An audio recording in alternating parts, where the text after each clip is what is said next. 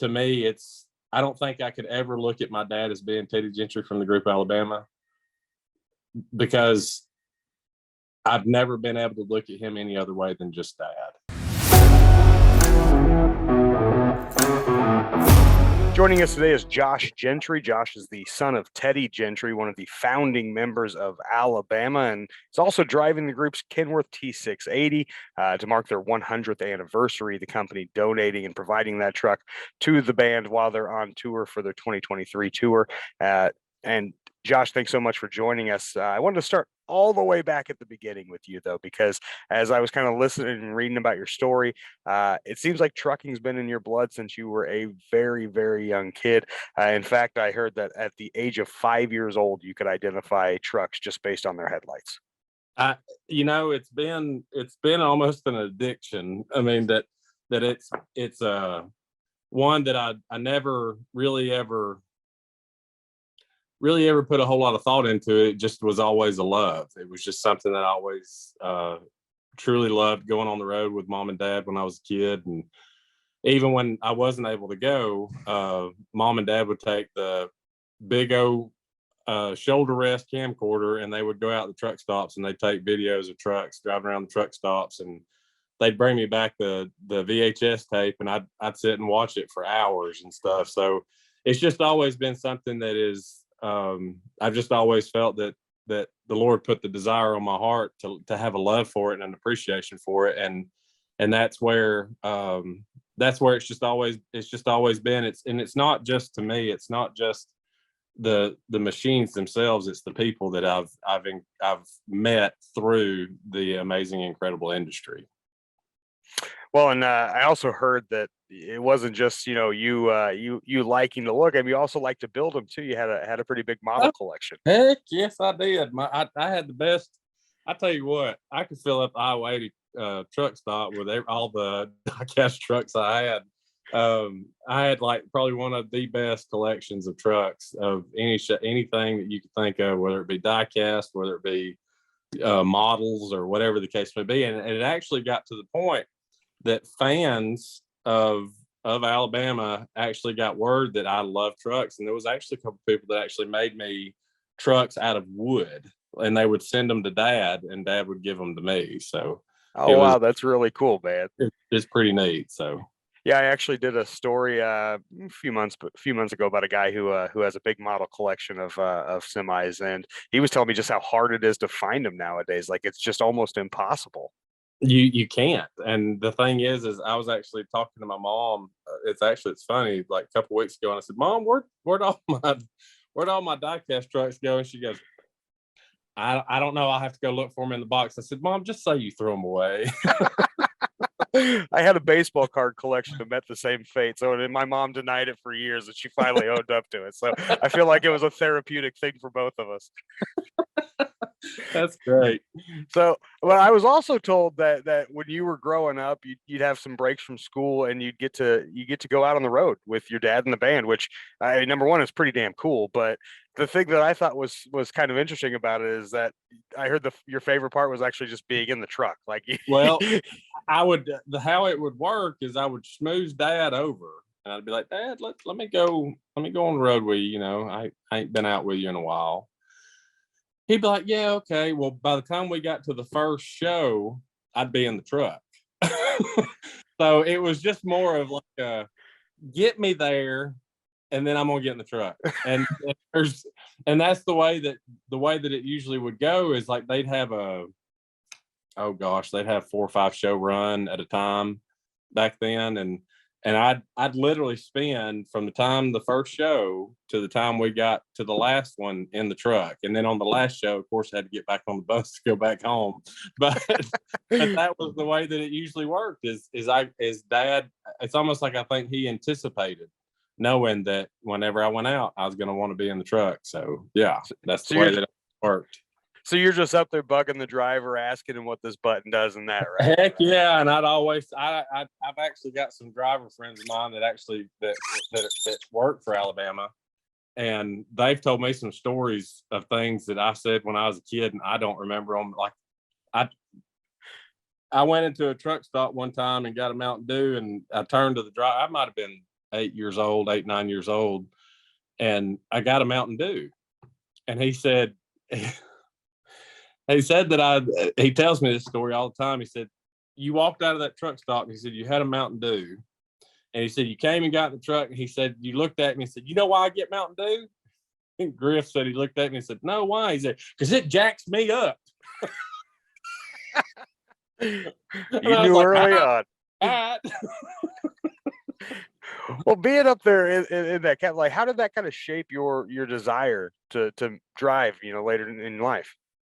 Well, I think the part that was really the shaping was seeing the family atmosphere and what this organization and the group Alabama is going out and seeing different, because I've done different avenues. I've pulled produce, I've done dry van, I've done hopper bottom, and I'm doing this now. And so it's more, I think that the molding has not really actually had to take a whole lot of effect because of the fact that I've loved it so much and I've had such a desire to be somewhat shape, form, or fashion in the trucking industry, because it is I think like everything else, I mean, you've got your good and you got your bad. It doesn't matter what you do, it doesn't matter how you look at it. There's always an aspect of it that people go, gosh, I would love to change that, or I'd love to change this, but this is just awesome, this side of it. And the molding of to where I feel like because the passion's never changed. It's never been something that like, oh, well, it's because of this, it's made it get bigger. Because of this, it's just always been a love and a passion. So it's just, that's just pretty much the sum of, like, it's just a love. I can't explain it. No, I definitely understand it, man. And that's kind of what I talk to a lot of drivers, and it's such a different lifestyle that most are just not, used to, that either they get in the industry and they can't really sustain that lifestyle, or they're not aware that that's how much just dedication it takes to wanting to kind of shift gears and be in that kind of, life. So I understand it completely, man. But I guess something that I think is really interesting, though, is like, now you've kind of gone full circle. Like, you're that guy in the seat now. What's that been like going full circle? Golly bum. As far as working for the group Alabama, being just a family member up until last year, because that's all it was. I was just a family member that would occasionally go out on the road, get to go see shows and stuff. But now, working for the group Alabama, and that's, the big part of my family. It's surreal, because in a broader picture, when you're a kid and you love trucks, and I love trains, anything that has anything to do with heavy machinery, I love it. And it's just like, the things that I loved when I was a kid, I still love them today. So it's been absolutely 100% an incredible thing to get to not only spend more time with Dad at home, but getting to spend more time with Dad out on the road too. Because then you're not looking at it from just him being Dad. You're looking at it from the standpoint of, this is his career, this is what he does, this is what this is how he makes a living. And I've actually gotten to where, as I've gotten older, I've realized I see the joy that it brings him and the happiness that he does enjoy being out playing music with, 5, 6 of his close friends, and getting to actually enjoy the whole aspect of what he does. So it's actually, to me, I don't think I could ever look at my dad as being Teddy Gentry from the group Alabama, because I've never been able to look at him any other way than just Dad. That's a really nice way to put it, man. And so I gotta ask too, is there like a little kid bugging you up there like you did back in the day? No, not yet. Josh Gentry, our guest. Josh, he mentioned the son of Teddy Gentry, one of the founding members of Alabama. He's also driving that sweet Kenworth T680, and we'll talk about that in a little bit, Josh. But Kenworth providing that truck to the band for their 2023 tour to mark their 100th anniversary. But the band Alabama's always had a strong link to trucking. For 15 years they headlined that concert at Matt's, and naturally you got to tag along there. Tell me a little bit about what you remember maybe from those experiences. Well, the very first year that Alabama and Kenworth did their public acknowledgement was in 1988, and that was the first year that Alabama played at Mid-America. And my dad, I got a story about this. So my dad and I had actually gotten into, I can't remember what it was, but we had some kind of disagreement or whatever. And I was like sulking. I mean, I'm like to a T, like I had it down pat. So I was pouting and sulking. I was 8 years old, and I went to school that morning, and I was only at school for maybe an hour and a half, and Dad comes and checks me out of school. So I was like, oh gosh. I was like, I'm in trouble. I was like, I've watered this plant too much. I was like, so he comes, checks me out of school, and he was just like, you have a good day so far? And I was like, yeah. He's like, well, I want you to go with me this weekend. I was like, oh, okay. So we go home, get a bag packed. We got to be down at the bus in like a couple hours. And so we leave and get all the way up to Louisville, get to the hotel. And I'm sitting over, I remember it like it was yesterday. I was sitting over at the window, and I was just looking out the window. And Daddy goes, well, don't you want to know why I brought you up here? I said, no. He said, you'd like it. I was like, and I just turned around and I was like, what? And he said, well, we're playing at a truck show. I dropped the attitude like that. and so it was, to say, since 1988, I have not missed that truck show since. Oh, wow. I did. Yeah. I only, my time was cut very, very short this year. I was actually only able to go there for like about 8 or 9 hours. And it was actually, they had played Evansville, Indiana.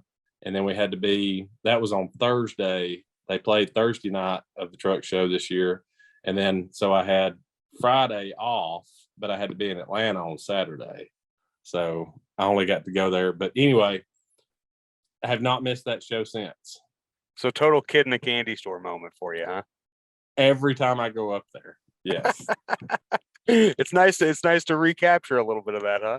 Well, and the thing is that's everybody that knows me knows that that's my mini vacation. They know when March rolls around, Josh is going to be gone for like a week. That's right. You know that Louisville's lovely in the spring. Oh, absolutely. You may get all 3 seasons. That's right. Oh, and back in those days too, for the concert, people had to wait like outside to like in line to get these tickets. I know it's unheard of to people nowadays to have to wait for anything, but I heard sometimes those lines would get like 2 days long. Is that right? Well, they would start. The lines would start because it was the way the lineup went was it was Reba on Thursday night, Alabama was on Friday night, and Brooks and Dunn was on Saturday night. So no major acts, nobody big, huh?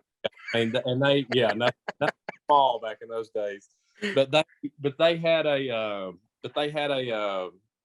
let's see, it was, to my recollection, they would start getting in line to get their tickets at 10 in the morning. 8 or 9 o'clock in the morning.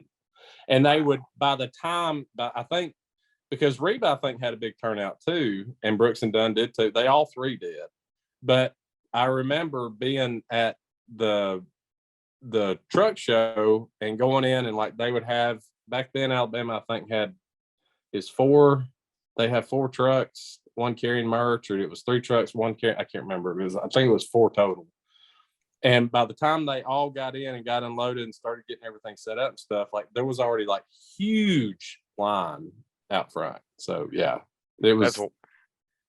That's wild, man. That is wild. That's a pack a lunch and bring a chair moment. That absolutely. So let's talk a little bit about your career in trucking. How did you kind of get started? Well, my first initial, uh, what really kind of actually somewhat job is we run our farm. We've got 500 acres here in Fort Payne, and we've kind of blossomed, and then we've kind of set it back a little bit because I mean it got to the point where it was more of a job than because we're dad's one of his initial desires and loves is cattle. He loves agriculture, he loves farming, and cattle has been something that he's loved since he was a kid. And so what kind of actually started me in it started when I was 16. Dad put me to, if we had cows that had to go anywhere, Dad would put me to haul the cows to wherever they needed to go or whatever the case may be. But my first initial trucking job was when I was 20. I guess I was probably 23. I started my cousin farms. They farm about, at the time, I think they were about 1,800 acres of row crop land. And so I would go and help them during harvest season, or they had anything, but it's kind of grown from there. And I'm this deal with Alabama has just been kind of like it's easy, but it's got its trials and its tests. I was gonna ask, what's it like hauling cattle versus hauling Well, equipment for a band? It's honestly it's more stressful hauling it for a band because you've got, if something is not, like if you are, I mean, like, because I mean it's such a tight time restraint, maybe not in our camp, as far as, because our shows, the way we usually try to do our shows is we'll try to do like a week, like a weekend run to where we'll have a show, an off day, and then a show. And so it actually makes it easier for everybody to be able to have a day of rest between shows. But I mean, it's easy. I mean, it's a lot of fun. I mean, getting to see, the worst part is some of these venues um, they were built in the 1900s, or might even been the 1800s, and their loading docks are just not the easiest to get into. So they're putting your skills to the test, huh? But I've done it a few times. I've had to like really try to like put my thinking cap on, and there was a few times I had to call my mom and say, "Look, I left my thinking cap at home. Don't be mad at me." Well, I think it's really cool that, kind of going back to that, you and your dad get to work so closely together, not just, with the band, but also, hauling cattle, and you guys having your acreage as well. But, I know a lot of, like musicians seem to, like it seems to be a family affair. Was there ever any kind of pressure to, follow in his footsteps? I moved. I've been a drum. That's another thing. I played drums since I was probably 3-4 years old. Never had a lesson before in my life. I learned the same way that my dad plays. My dad plays by ear, and that's how I learned too. Is I learned by listening. But I moved to Nashville. I actually walked away from everything. Walked away from the farming, trucking, everything. I was like, I'm just going to test it out. Just kind of see what happens. So I moved to Nashville in 2005 and had a phenomenal band. Like, my dad's probably one of the most finicky people when it comes to music style, lyrically, how someone is stage presence and blah blah blah. And he kept telling me, he's like, y'all have got a really good thing. Well, with the guys being from different, like some of them were hired musicians. One of the front man, he already had a career in Canada, that he lived in Nashville, and we never could line up. So it just kind of fizzled away. Oh, that's crazy. And so it's just one of those. I gave it, let's say I was up there for 8.5 years. I worked for 2 record labels, 2 publishing companies. I did road managing for an artist, and I worked at a merch company in those 8 years that I lived up there. So, And then you said that's enough for me. I'm out. that's enough. I'm out. I'll go back and get whipped with chain and stuff by the group Alabama, and let them let them mold me into whatever it is they want me to be. Yes, sir. I could definitely dig that, man. I could definitely dig that. Well, and one of the things that we kind of talked a little bit about too is just the idea of that really being a concept of you grabbing onto trucking, you grabbing onto it really early on. We talk a lot about, always trying to get more younger drivers into the industry. Again, it's such a different lifestyle too, man. Like, so many people don't realize the sacrifices that you need to make. Do you think it's something that you kind of have to be exposed to at an early age to really have an interest in it? I don't think it's necessarily anything to be an interest in it. I think that I'm trying to think how to really put. I think there's a difference between wanting something and needing something, and I think that when something has a love, like you have a love, it's going to be an appreciation. You're going to do a job totally different when you have an appreciation for whatever it is that you do. And the thing is, with me growing into this industry, because it's not been something that there's no one, like I said, in my immediate family, there's no one in trucking, there's no truck drivers. There's my uncle, which he's by marriage, is he was a truck driver when he married my aunt. And I used to go on trips with him. He worked for a local company here in town, and they'd go like Mississippi, some Georgia, a lot of Alabama, and some Tennessee. And I would make trips with him every now and then. But for the most part, I don't think necessarily you have to be in it to love it, because I think it's one of those things to where, like I said, the only thing that had anything to do with trucking in my family was the group Alabama. So, I mean, it's not like Dad was like, well, got to go to a show. Let me go warm my truck up, kind of thing. So, I mean, he literally would go get on the bus, go to the show, and then, come back. Right. So, so it was more of I think to me, it's more of just loving something and leaning on it and saying, you know what, I'm going to stick with this, because my mom and dad, they've actually said multiple times when I was younger, my mom would tell my dad, she'd say, I don't think he's ever going to grow out of it. Daddy goes, if he hadn't grown out of it by now, he ain't ever going to. So, I'm 43 now, and I still love it as much as I did when I was 13. So, hey man, when you can find something like that, it's definitely worth hanging on to. We're talking with Josh Gentry. He is the son of Teddy Gentry, as we mentioned, one of the founding members of Alabama. And something really cool that I think you're getting an opportunity to do is driving that Kenworth T680 around for the group's tour here in 2023. Kenworth providing the truck to mark their 100th anniversary. So your dad calls you and says, I want you to drive truck for us. Like, I don't know. To me, that's like a movie script, dude. Like, tell me a little bit about that call.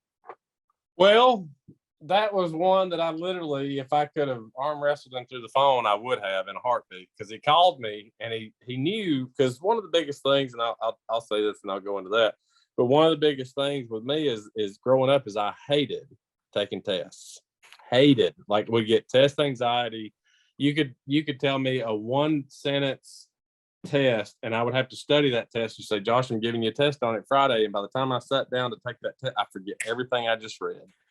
So I didn't actually go get my CDLs until I was 28 years old, and so I've had them for this long. And whenever I got my CDLs, like, there was a big celebration at the house. Mom and Dad was like all excited and everything, because I finally went and did it. Well, fast forward to August or July of last year, and Dad calls me and he goes, and I can always tell when he's got something on his head, like there's something bouncing around in that noggin. And I said, hey Dad, I said, what are you doing? He's like, oh, just enjoying the day. And just won't call. And he paused, and I was like, and what? You And want something. he goes, you got your CDLs, don't you? And I said, yes, Dad, I do. I said, do you not remember? He goes, oh, no, I remembered. He said, I was just clarifying to make sure. And I was like, Dad, that's not very good. So he said, well, he said, our buses are not going to be pulling trailers anymore. He said, we've got too much gear. And he's like, we're going to go the semi route. And he said, we want you to drive it for us. And so I was like, okay. I was like, tell me, what does it entail? He's like, well, Jeff, the road manager, is going to call you and he'll give you all the details. So I was like, oh, so you was just the initial asker. And I was like, there's someone else that's going to follow through with. And he's like, just talk to him. And he said, you make the decision. He goes, if you decide you want to, it's great. If you don't, no hard feelings. So I was like, all right. So about 30 minutes later, Alabama's road manager calls me and kind of leads up into the same thing. He's like, hey, you got your CDLs? And I was like, yes, I do. So you can send you a picture of them? And he was like, no. And we laughed and we made a few jokes or whatever. And he's like, well, he said, here's what we're planning on doing. And he said, we want to get a truck and blah, blah, blah. Well, Tony Conway, Alabama's manager, called me and he's like, hey, do you have any ties with Kenworth? Well, back in 2000 and I think it was 2017 to 2018, met a gentleman at the Kenworth booth in Louisville. Got to talking to him and introduced myself, told him who I was, and we all kind of stood around with the sales reps and stuff, and we all just kind of talked and made contact with the gentleman, and I called him one day. I guess it was last September, and called and said, hey, Alabama's needing trucks. And they've been nothing but exceptional ever since. And they've taken care of, they've always taken care of Alabama. They've always been, and that's the kind of the sum of it, of what I was saying is the one phone call has led to me getting to be a part of the relationship that Kenworth and Alabama has. So it's been amazing. And Dad absolutely loves it that I'm riding up and down the road in a Kenworth. So that's he's tickled pink about it. He asked me all the days, like, truck doing good? You got is everything working out good? Everything good? Everything? Yes, Dad, everything's good. Well, and I've seen some pictures of it too. A beautiful truck, that T680 from Kenworth. They provided that to the band back in February. How you liking it so far? I love it. It's a very dynamic truck. Meaning it's for what we do in the entertainment industry. Some of the venues, like I was saying, they're unique to get in and out of and stuff. And I know that it's made it a whole lot easier on me, and it's made it easier on getting in and getting out of places. And it's been extremely nice, and I love every of it.